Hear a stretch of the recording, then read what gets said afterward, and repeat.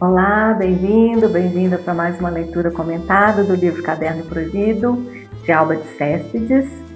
E nós estamos indo aqui para a 29ª leitura, como eu disse, caminhando já aí para o final do livro, mas ainda tem algumas páginas, mas a gente já está mais bem próximo do final. E nessa leitura, assim, Valéria vai receber uma bomba no colo. Assim, como se já não bastasse todos os conflitos, contradições, acontecimentos na vida dela. Nessa leitura aqui nós vamos ver que a coisa ainda pode complicar. Então vamos lá, nós vamos iniciar aqui no dia 5 de maio e vamos finalizar no dia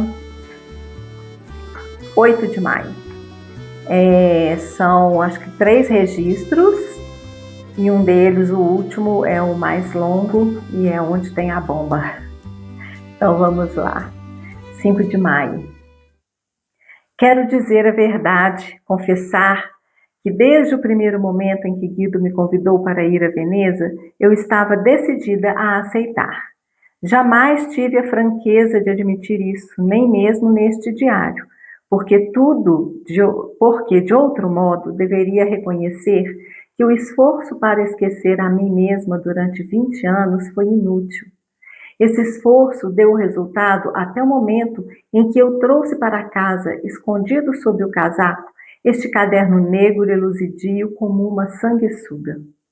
Foi então que tudo começou.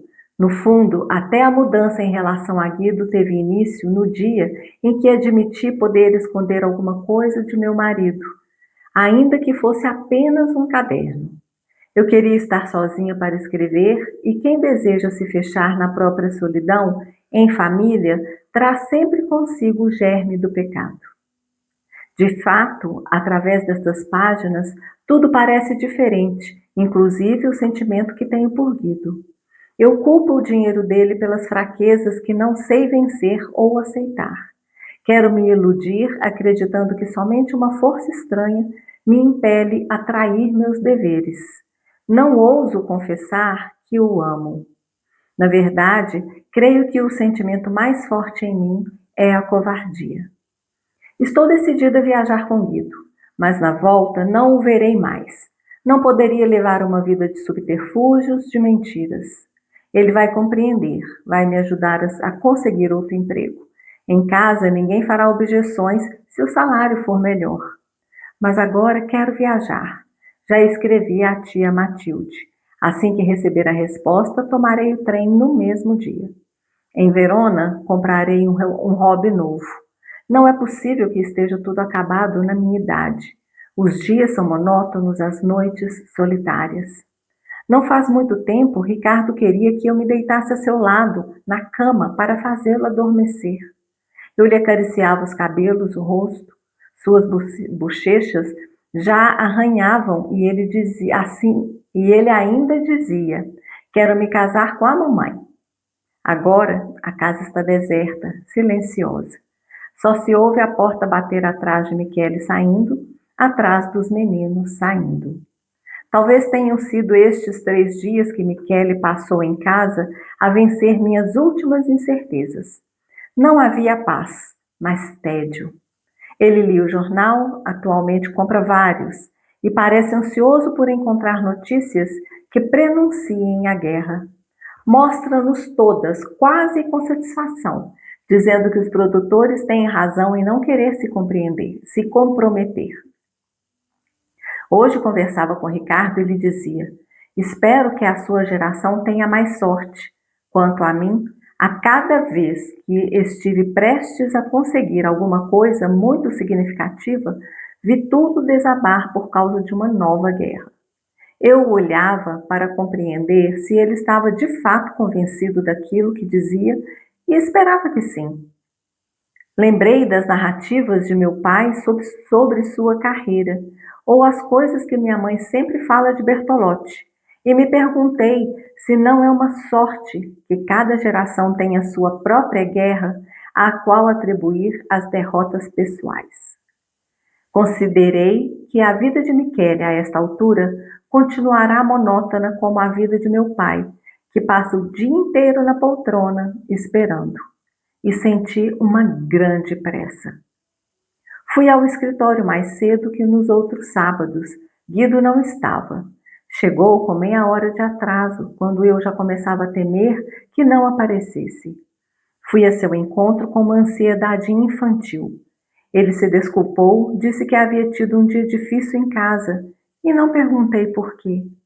Oh, Valéria, temos que viajar, ele dizia, como se precisasse respirar ar puro. Entramos em sua sala, nos sentamos um diante do outro à escrivania, como sempre. Sim, temos que viajar. Eu poderia sair de Roma daqui a 10 dias. Estou esperando uma carta da minha tia.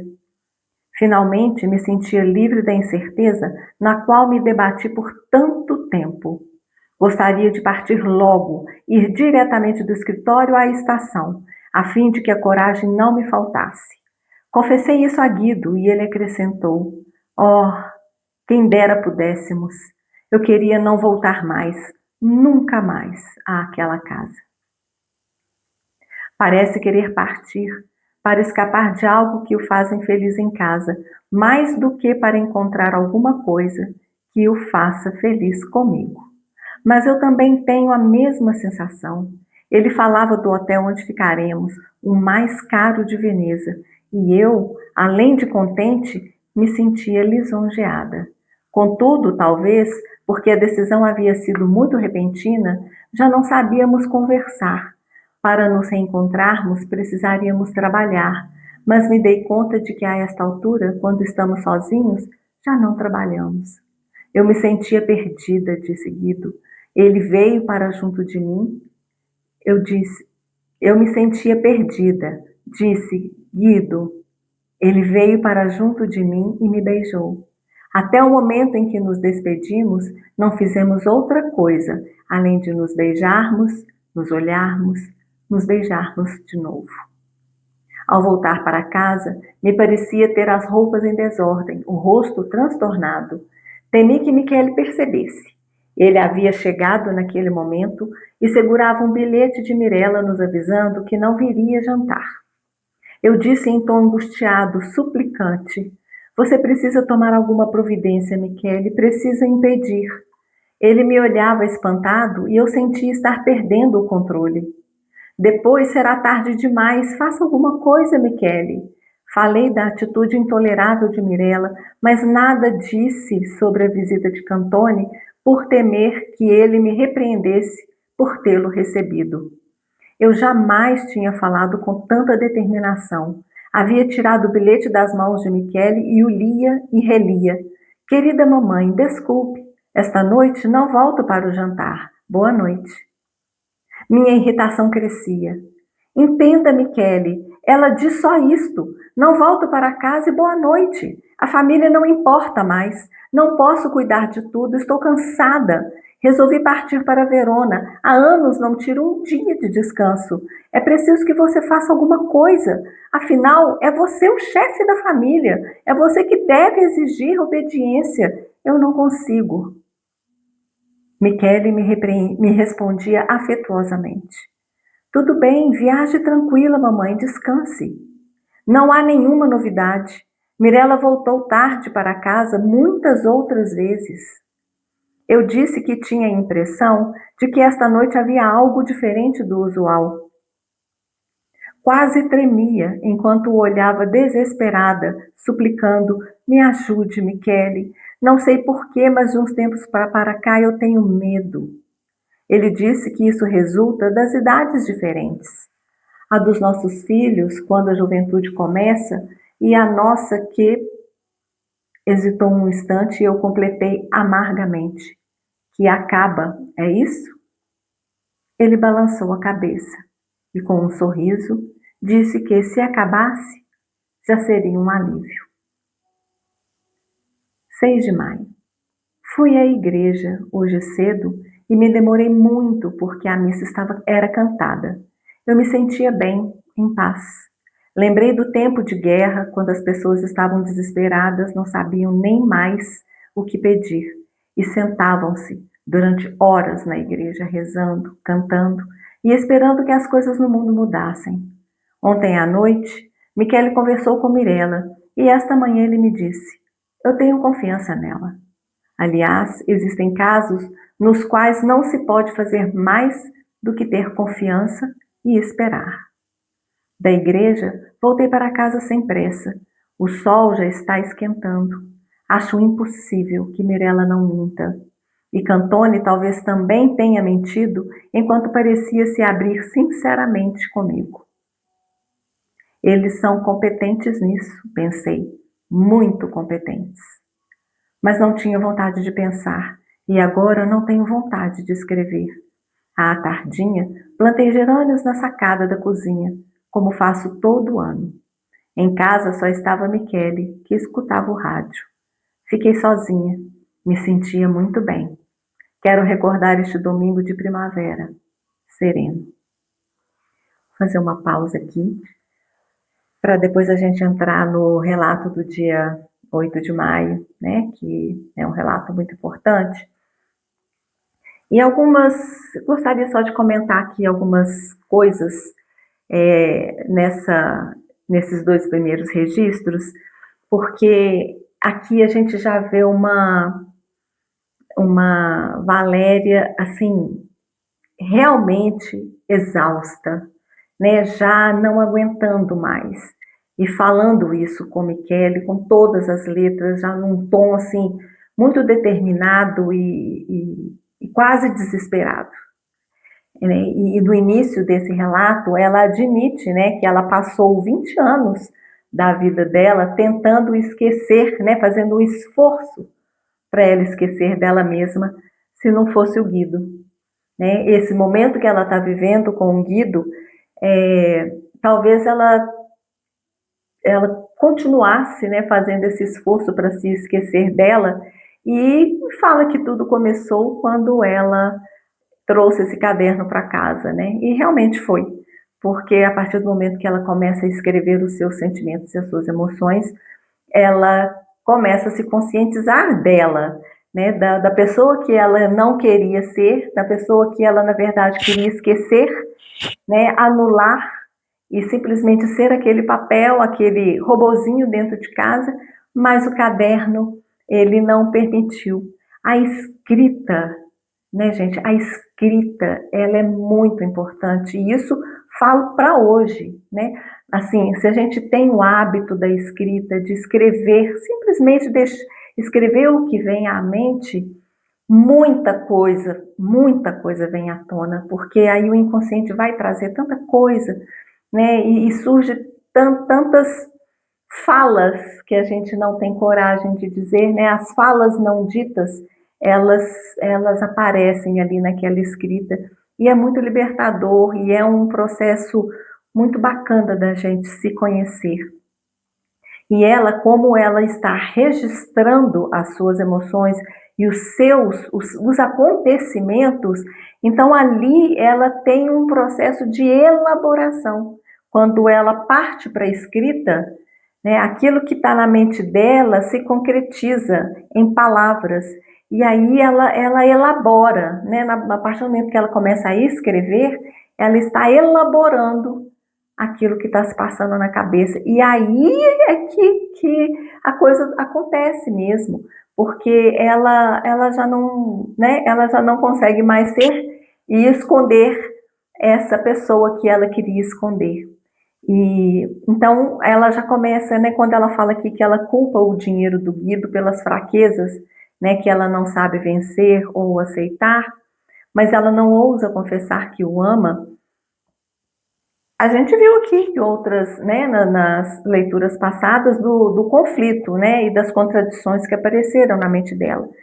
Que realmente, assim, e pode acontecer mesmo, de que ela está, o que ela sente pelo Guido talvez nem seja amor, né, de verdade, mas é exatamente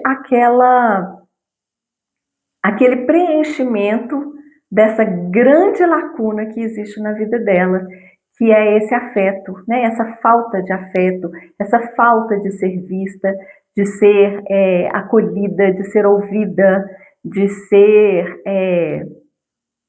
de alguém demonstrar um carinho por ela, tratá-la com carinho e com afeto. Então, o Guido faz isso. Então, pode ser que o que ela sinta por ele é exatamente isso. Não necessariamente que ela o ame, né? Mas o que ele a proporciona, né? Porque ele proporciona coisas que ela já confessou que ela que ele gostaria de viver, e preencher essa lacuna, né? Então, assim, aqui a gente não sabe exatamente o que é, né? Mas é possível que seja isso. Pode ser que ela o ame realmente, mas pode ser que não, né? Mas que seja uma coisa mútua, tanto que quando eles conversam lá no escritório, e que ele fala que se ele pudesse, ele não voltaria nunca mais para a casa dele, pode ser que ele também veja nela essa pessoa que complete, que preencha essa lacuna que ele tem, né, em relação à família dele, em relação à sua vida pessoal, e os dois estão se completando, né, se preenchendo um ao outro nas suas lacunas e nas suas carências, né? E, e quando ela fala aqui também, né, que quando ela fala assim, não é possível que esteja tudo acabado na minha idade, né? Quando ela fala que vai comprar um hobby novo, que ela está realmente decidida a viajar, mas que ela não vai sustentar isso. Ela vai viajar, vai viver o que ela quer viver, mas quando voltar, acabou, né? Porque ela não consegue viver uma vida de subterfúgios, de mentiras, e realmente é complicado demais, né? Além de ser trabalhoso, eu acho que também não é legal, né? Ela não é uma vida, ela não vai estar vivendo algo verdadeiro, né? Ela vai estar ali sempre dividida, né? Tentando ajustar e ter uma vida dupla. Não funciona, né? Realmente não funciona. Mas também aí que tá, né? Ela quer aproveitar o momento e é o que ela faz sempre, né? Ah, não, não é possível, mas vai. Não é possível, mas encontra. Não é possível, mas está lá no sábado. Né? Então, assim, de novo, ela está falando, não, ela vai viajar, mas na volta acabou, né? Será? Ela não tem isso, né? Ela não tem, igual ela falou, né, que em algum momento aqui, que, isso aqui, ó, que creio que o sentimento mais forte em mim é a covardia. Porque ela não consegue bancar. Ela não consegue bancar exatamente o que ela quer. Ela quer viajar, beleza, mas e depois ela não vai bancar o depois.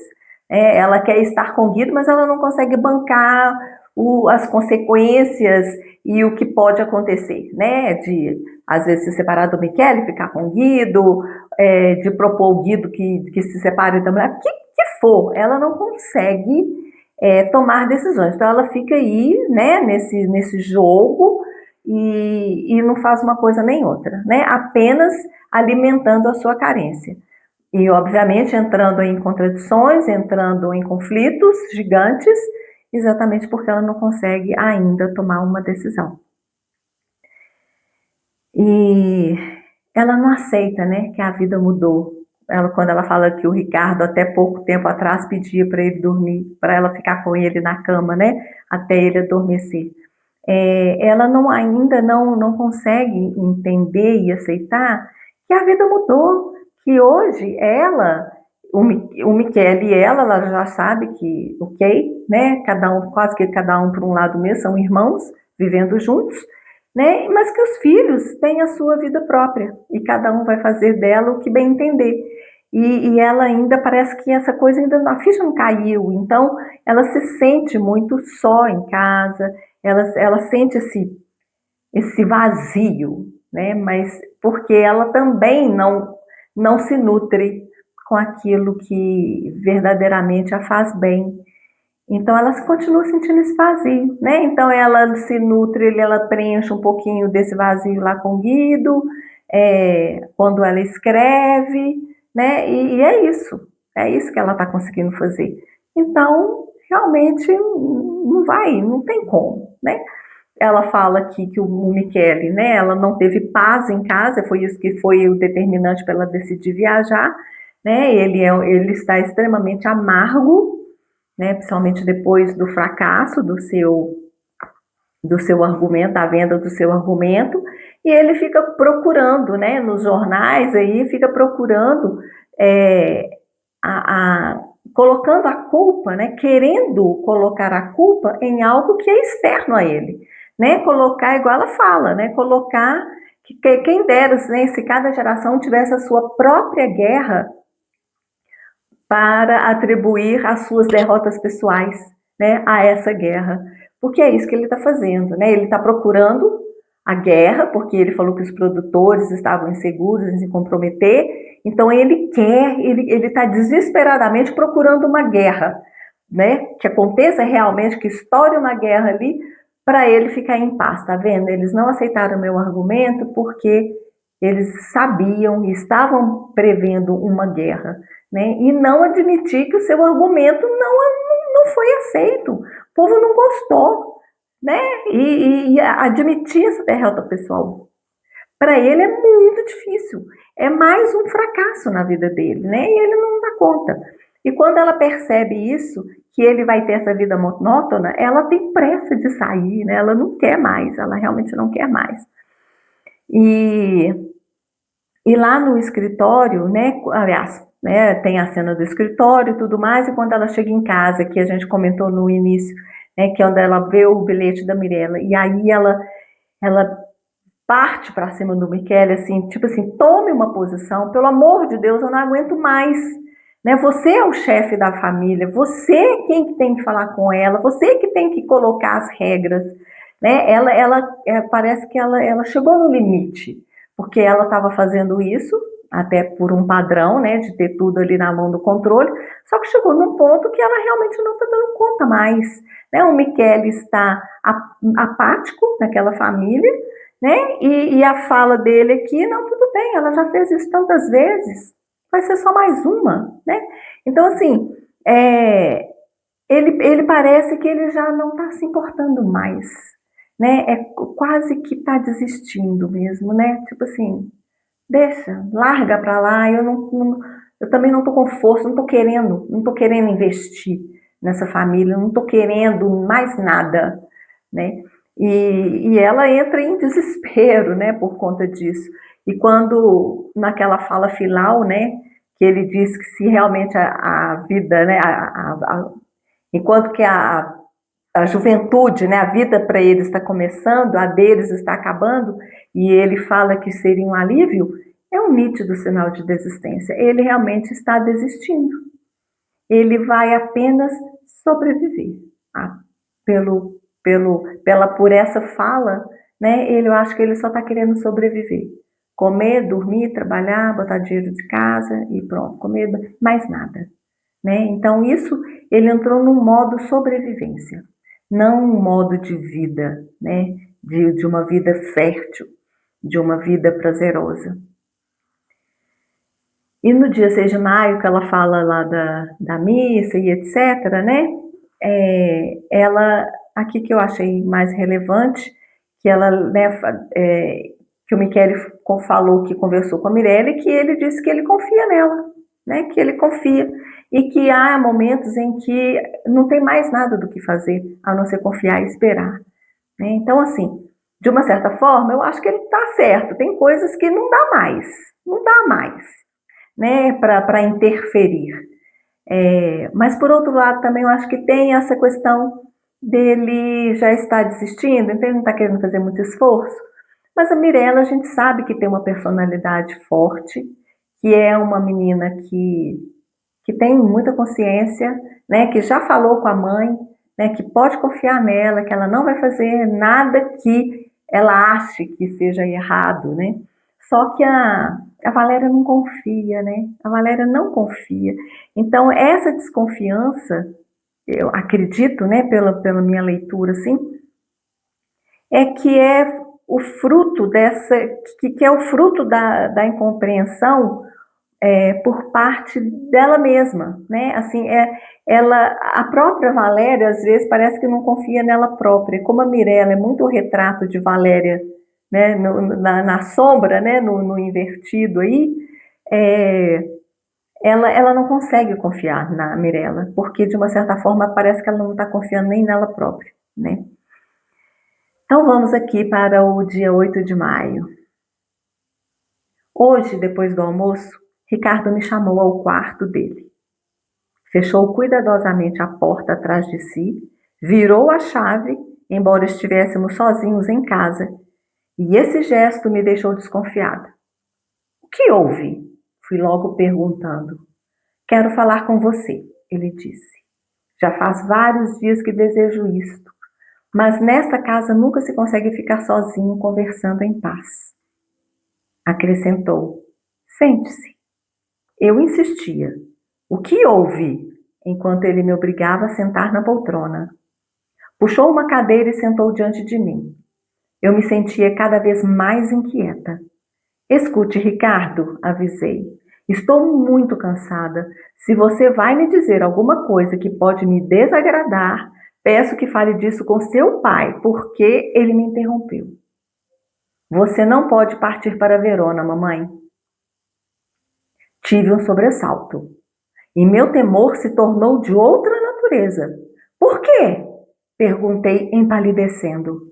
Porque vou precisar de você nos próximos dias.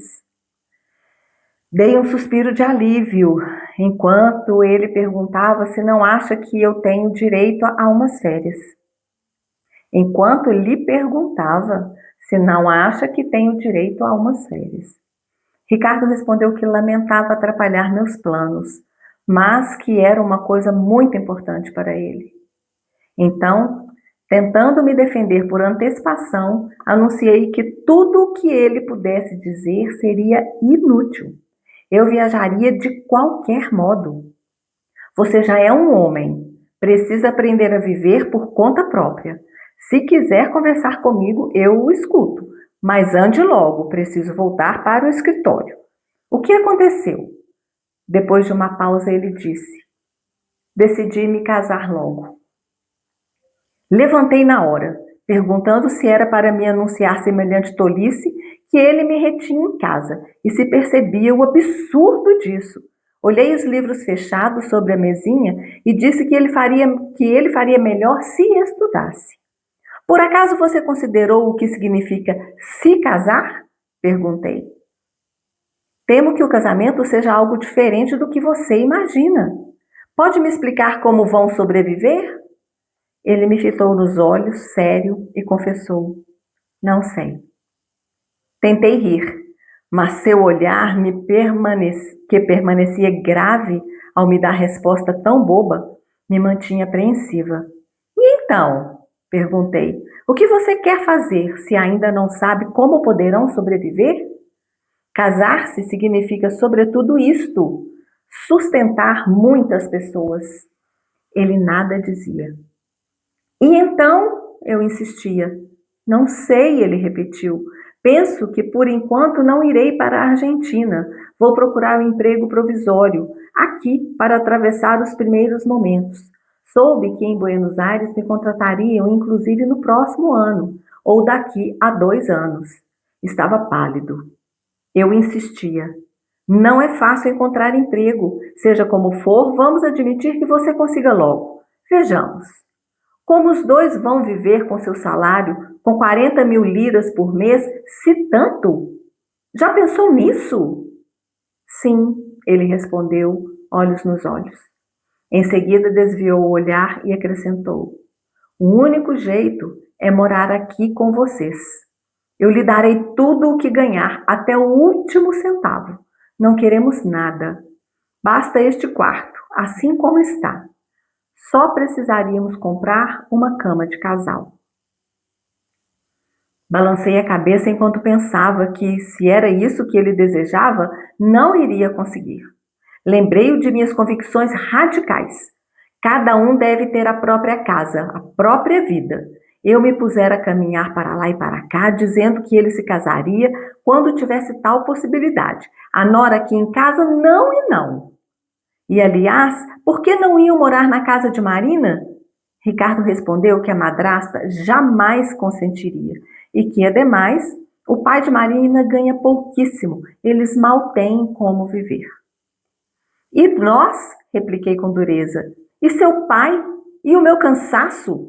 Vocês sempre me imaginaram capaz de fazer milagres. Nunca perceberam que não eram milagres, era suor, horas de labuta. E agora, em vez de desejar que eu pare de trabalhar, que eu descanse, você acha que posso trabalhar para mais uma pessoa? Você é ingrato, ingrato e inconsciente. Enquanto isso, com alegria, com despeito quase, imaginava minha partida. Já me via no trem, entre malas, via lagunas, palácios, a amplidão do céu de Veneza, leve como um domingo. Fui até a porta. Ricardo se aproximou e pôs a mão na maçaneta para não me deixar sair. Não, mamãe, não vá. Por favor, escute. Eu decidi me casar a qualquer custo, logo, o mais depressa possível, dentro de 15 dias.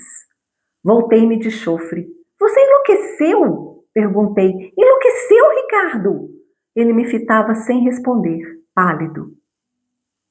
Eu me aproximei e o agarrei pela gola do paletó. Você enlouqueceu? Repeti, e já havia compreendido tudo.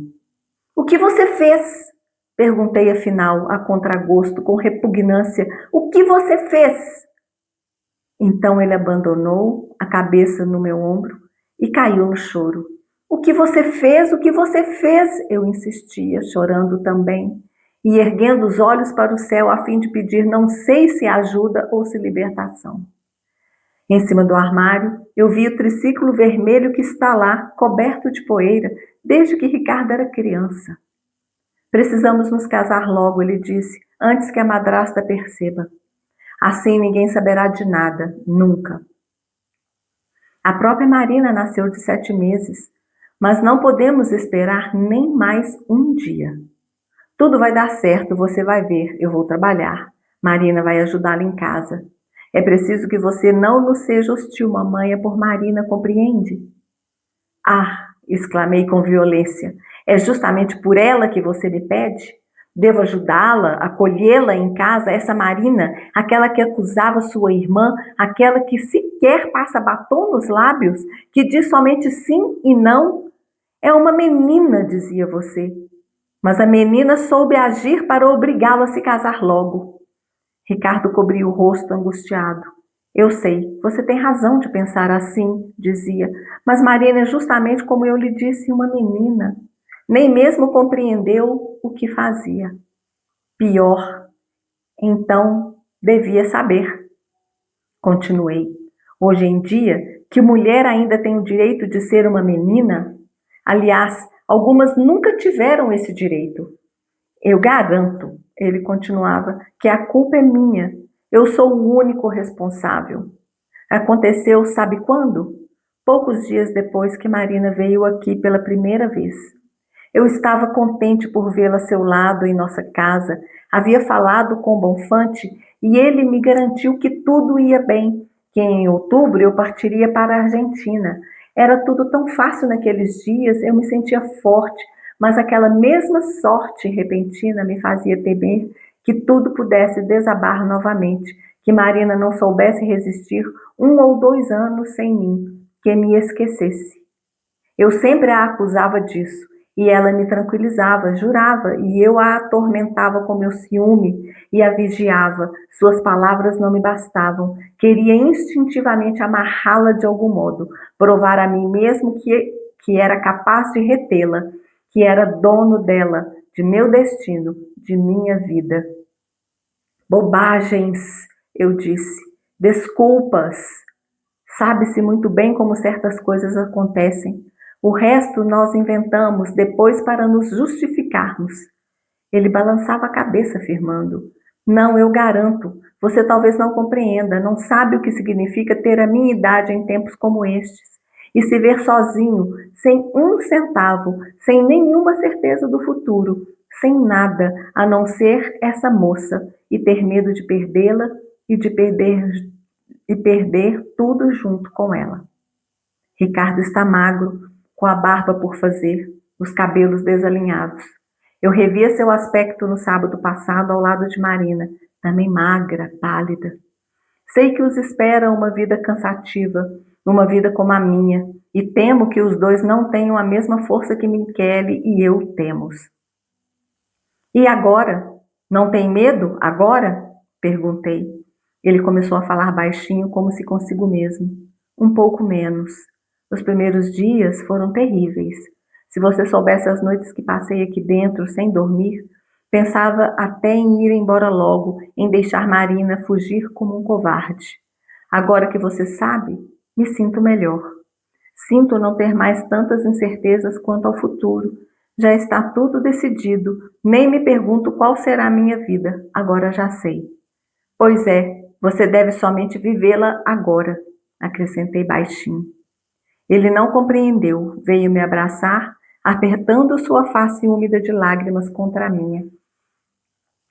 Fui até o telefone, disquei o número do escritório e avisei que estava retida por assuntos familiares urgentes. Em seguida, fui para meu quarto, fechei a porta e me atirei sobre a cama. Pensei que, fosse como fosse, eu podia resistir. A questão não interessava somente a mim, mas sobretudo ao pai e à madrasta da moça. São eles que devem vir falar comigo. Eles que, depois do que aconteceu, devem vir propor alguma coisa. Marina tem que falar com o pai. Ele terá que vir aqui. Não podemos ser somente nós a assumir todas as responsabilidades. Mas enquanto pensava essas coisas, via Michele na antessala de Cantone, entre outras pessoas que esperavam. Levava o chapéu marrom sobre os joelhos. Em seguida, eu ouvia falar com Cantone, que é jovem, confiante. Michele, sentado diante dele, implorava. Cansada, adormeci pensando. Aqui na minha casa eu não a quero, em hipótese nenhuma. Caí num sono pesado, em meio a imagens confusas. Encontrava-me num leito macio, o quarto dava para o canal grande. Não via Guido, mas sabia que ele estava perto. Me encontraria dali a pouco. Eu esperava ouvir seus passos no corredor. Em vez disso, escutava aproximarem-se de mim, decididos, quase arrogantes, os passos de Marina. Acordei sobressaltada e vi Mirella entrando. Está dormindo, mamãe? Perguntou. Já era noite. Sentei na beira da cama e fiquei olhando para ela, palermada. Depois, de repente, tudo o que havia acontecido pouco antes me voltou à memória. Marina está grávida, falei. Ela teve um sobressalto e levou as mãos ao rosto, chocada. Como você sabe? Ricardo me contou. Diz que querem se casar logo dentro de 15 dias, que querem vir morar aqui, nesta casa.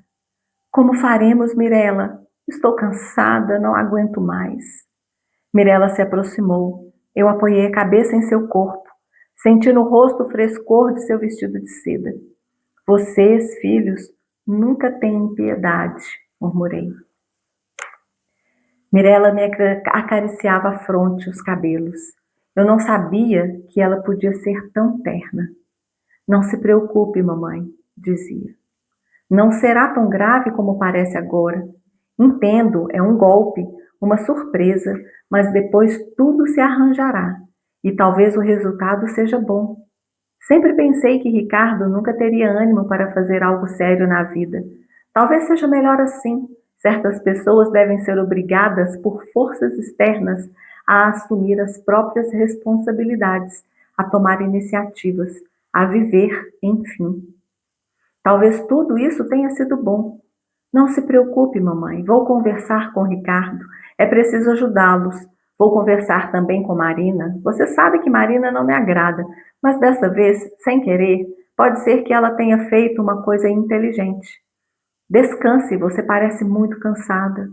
Eu não tenho tempo para ajudá-la em casa, não posso. Mas justamente nestes dias estava pensando em lhe dizer que arranje uma empregada, como você queria, para meio período. Pagaremos a ela com meu salário. Eu apoiava a cabeça em seu seio, sentia seu coração bater forte, um tanto veloz. Minha mãe diz sempre que Mirella é parecida comigo. Se minha época tivesse sido diferente, talvez eu também tenha sido uma moça como ela, tão segura. Talvez eu também teria sido uma moça como ela, tão segura. Mas temo que justamente por causa de sua segurança, ela possa cair numa cilada. Não pense em nada, falei. Pensarei eu. Meu cansaço é somente passageiro, você verá. Já estou me recuperando. Daqui a pouco seu pai volta para casa, quero que ele jante antes de eu lhe falar disso tudo. Não se preocupe com isso, Mirela, repeti. Você tem seu trabalho, seus estudos, seu caminho. Em seguida, mais baixo, acrescentei: vá embora. Achava que devia cortar pela segunda vez o vínculo com o qual, antes que ela nascesse, eu a mantinha ligada a mim. Vá embora, repeti. Temo que haja aqui muitas coisas ruins, muitas mentiras. Talvez eu não lhe diga isto de novo, mas lembre-se de que ele disse esta noite: salve-se, você que ainda pode se salvar. Vá embora daqui, vá logo. Mirela me abraçava com força. Não nos olhávamos. Quando vai nascer essa criança? Ela perguntou afinal. Recuei, surpreendida, como se ela tivesse dito uma coisa que eu não esperava. Quando vai nascer? Repetiu. Eu estava distraída, absorta. Não sei, murmurei. Eu ainda não tinha pensado que vai nascer uma criança. E aqui a gente finaliza esse relato. Uma verdadeira bomba, né? Uma verdadeira bomba que cai no colo de Valéria e que, de uma certa forma, é como se colocasse tudo a perder. Tudo aquilo que ela sonhou, tudo aquilo que ela estava planejando, tudo aquilo que ela estava sentindo. E, bom, eu acho que aqui, assim, o próprio relato, ele já diz tudo, né? Foi um grande diálogo entre ela e Ricardo, mas eu queria só destacar algumas poucas coisas. Primeiro, na fala de Ricardo, que a gente viu, né, lá atrás, nas outras leituras, como que ele tinha um pensamento muito machista, né, como que ele mandava na Marina, que ele queria que ela fosse submissa a ele, que ela o obedecesse, né, e aqui ele confessa, né, que de uma certa forma, né, esse ciúme que ele tinha e ciúme a gente sabe que é uma grande insegurança, né, então ele tinha esse ciúme e ficava vigiando e realmente autoritário ali, querendo verdadeiramente ser dono dela, né, por medo de que ela o abandonasse, que ela não conseguisse ficar sem ele 1 ou 2 anos, né, no período que ele estivesse ausente. E aí ele é como se tivesse sido algo premeditado, né? Então, na verdade, não foi Marina que o prendeu, né? Foi ele que a prendeu. E aí o que eu acho interessante nisso tudo é que a Valéria, né, tinha medo de que isso acontecesse com Mirella, né? E aconteceu exatamente com o Ricardo, que era a pessoa que ela achava que era ajuizada, né? Que era aquele menino que não ia fazer nada de errado, porque ele era muito parecido com ela. E na verdade é ela quem está vivendo uma vida dupla, né? É ela que está vivendo uma vida que Mirella não viveu, né? Mirella, ela simplesmente admitiu. E Mirella garantiu a ela que ela não faria nada que ela pudesse achar que era pecado, que era errado, né? E foi exatamente em quem ela mais confiava, exatamente por pensar como ela, é que fez, né? E olha aí a semelhança, porque ela também, de uma certa forma, está fazendo, né? Mas o que eu achei interessante era isso, né? De onde ela menos esperava é que veio o que aconteceu, o que ela tanto temia em relação a Mirella. E aí ela perde o chão, com certeza. Ela fica em pânico, ela fica desesperada, porque agora como é que faz? Ela não quer a Marina na casa dela, eu acho que é óbvio, né? Igual ela fala que cada um na sua casa, na sua vida, né? Depois de se casar. Então, assim, ela não quer uma nora dentro de casa. E aí, a proposta dele é exatamente que eles morem com eles, né? Ela vai ter a nora e uma criança dentro de casa, porque ele não tem dinheiro para sustentar, né? Ele vai tentar um trabalho que vai ser algo simplesmente para tentar sustentar, ou seja, ele está repetindo um padrão aí, né? Ele está repetindo o padrão da família de uma certa forma, porque foi isso que Michele fez. Ele não seguiu o sonho, né? Ele teve que arrumar um emprego num banco para poder sustentar a família que estava sendo formada. E o Ricardo está repetindo o mesmo padrão, ou, né, pelo menos aparentemente vai repetir o mesmo padrão, né? Por uma grande bobagem, né? Por uma covardia mesmo, né? Porque ele falou que ele teve vontade de fugir, né? E então assim a gente percebe aqui que, né, esses pensamentos dele, né, esse machismo, esse ciúme, né, que ele tinha por Marina, né, essa insegurança de perdê-la, fez com que ele a engravidasse, né?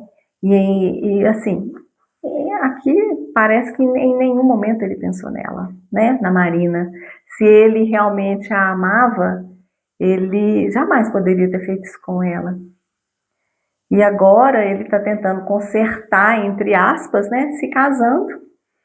E de uma certa forma ele está prejudicando a si próprio, prejudicando a Marina, prejudicando os pais, a família, né?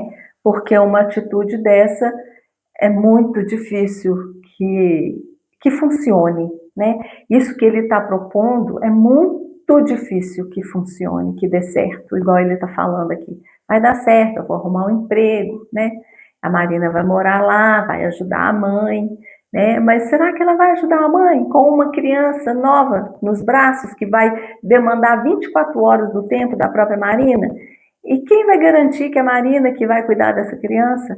É uma menina, né, como afirmaram aqui o tempo todo, uma menina, ela vai ter condição de ser mãe? Isso aqui está me cheirando, Valéria vai cuidar dessa criança. Se a coisa acontecer nesse formato, provavelmente vai sobrar para ela. Se ela não tiver força suficiente para separar bem os papéis, né? E Mirella, né? Muito compreensiva, se surpreende, claro, né? Mas ela não se desespera. Mirella é muito centrada, né? Mirella é muito consciente. Ela não se desespera, né? Então ela já tenta consolar a mãe, falar que vai conversar com o Ricardo, vai conversar com a Marina, né? Ela já estava pensando e agora, né, fala abertamente com a mãe que vai pagar uma empregada para ela. E aí, né, gente? Oh, meu Deus do céu, ô, Valéria, dá vontade de sacudir, né? Dá vontade de sacudir, Valéria, tem hora. Da filha, acorda, aceita a ajuda, sai dessa posição de controle, né? Sai dessa posição de ter que dar conta de tudo nessa família, né? Sai, né? Desconstrói essa personagem, porque Mirella falou que vai pagar com o salário dela, essa empregada, e aí ela falou assim, não precisa pensar em nada, Marina, né? Deixa eu tomar conta de tudo, né? Esse meu cansaço é passageiro, tá passando, já tô melhorando, né? Já tô melhorando, já tô me recuperando. Gente, ela não permite. E aí, olha que coisa, ela não se permite. E aí ela vai continuar nesse cansaço, ela vai continuar nesse desespero, ela vai continuar cobrando, se cobrando. Olha, ela não consegue sair desse ciclo vicioso em que ela entrou. Ela não está conseguindo. Quando ela acha que vai, né, conseguir sair, né, assim, num processo talvez até fantasioso mesmo, porque o Guido é uma válvula de escape, mas mesmo assim ela não consegue bancar. Será que ela conseguiria bancar? Será que ela conseguiria bancar essa viagem? Será que ela realmente viajaria? Né? É muita coisa, porque ela vai, mas ela volta, né? Ela puxa o freio de mão, ela não consegue bancar as suas decisões, né? E ela não consegue bancar nem o próprio diário. Quanto mais, né, uma vida, uma viagem com Guido, né, bancar essa empregada que querem pagar para ela, bancar um próprio prazer, bancar, sair um pouco do controle, bancar, desconstruir essa personagem, nem que seja parte dela, né? Porque às vezes desconstruir tudo é muito para ela, mas pelo menos desconstruir parte dela, ela não consegue. Aí por isso que tá assim, ai, que raiva que dá, né? Dessas falas dela, mas é isso, né, gente? Assim, e aí trazendo para nós, né, o tanto que é difícil mesmo a gente desconstruir, né, a gente desconstruir padrões. Foram 20 anos, igual ela falou, construindo uma vida para se esquecer dela própria. E agora que está surgindo e que ela está conseguindo enxergar a ela própria e que ela tem uma possibilidade de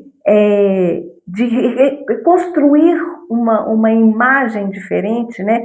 Ou nem uma imagem, mas mostrar quem é a Valéria de verdade, ela, né, ela volta aos padrões, né? Ela volta ao que era antes, porque realmente desconstruir é muito difícil. A gente está aqui numa leitura comentada e tal, a gente está de fora, vendo uma situação de fora, e aí de fora realmente a gente consegue ver, né? Porque a gente não está envolvido emocionalmente na situação, mas quando nós estamos nessa situação, a gente sente na pele o tanto que é difícil essa desconstrução, mas é preciso tentar, né? É preciso não desistir, é preciso tomar decisões para que essa desconstrução ela se faça e a gente consiga quebrar esses padrões, né? Então, às vezes, não precisa ser nada algo muito gigante, mas em pequenas coisas a gente já começar a fazer algumas desconstruções de padrões, né? Mudanças de hábitos. Se eu não falo não para alguma determinada situação, eu vou arriscar e vou falar um não para ver o que vai acontecer, né? Se eu estou sempre acostumada a fazer algo de uma forma, vou tentar fazer diferente para ver o que vai acontecer.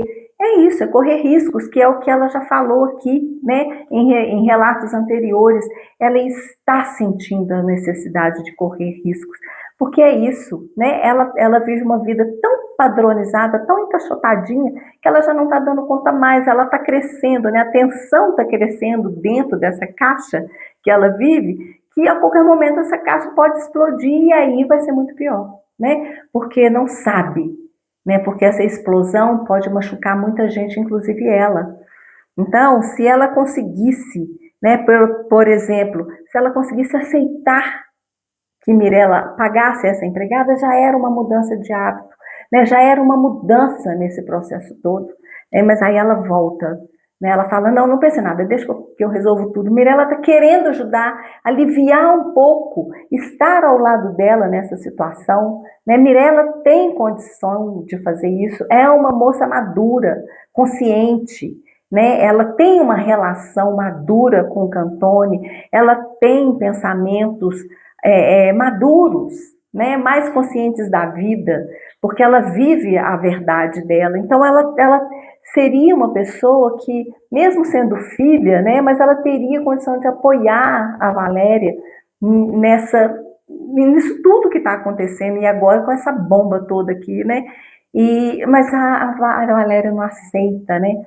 Porque é isso, né? É aquela desconfiança que ela tem em relação à Mirella, mas agora a desconfiança, ela vai desconfiar da Mirella, né? Sendo que Mirella foi a pessoa que realmente fez tudo o que ela falou que ia fazer, né? Mirella não esconde, olha, eu não vou jantar hoje com vocês, boa noite, né? Ela não esconde que ela vai jantar com o Cantone, que ela vai sair com o Cantone, ela não esconde. De forma alguma, né? E Valéria vive essa vida toda camuflada, escondendo um tanto de coisa, escondendo os seus sentimentos, escondendo o que ela pensa, né? E o Ricardo age aqui por trás de uma forma covarde mesmo, né? Para prender Marina por causa da insegurança dele. E agora pronto, agora a mãe vai ter que resolver, né? Porque ele não tem coragem, né, de assumir e, na verdade, não tem coragem nem de bancar, né, porque fez uma coisa que não pensou antes, né, e agora jogou um grande problema nas mãos da família, né, e principalmente dos pais. Então a gente fica por aqui. Situação complexa, né, muito complexa, e aí na 30ª leitura, né, a gente vai ver aqui o que é, como que vai ser o desenrolar desses acontecimentos, porque agora, né, essa viagem subiu no muro, né? Essa viagem subiu no muro. Será que ela vai viajar? Será que ela vai atender o pedido do Ricardo? São tantas perguntas, né? Então vamos ver aqui o que Valéria, como é que a Valéria vai encaminhar essa história toda, né? Porque a coisa complicou pro lado dela, né? Mais uma vez, mais um desafio.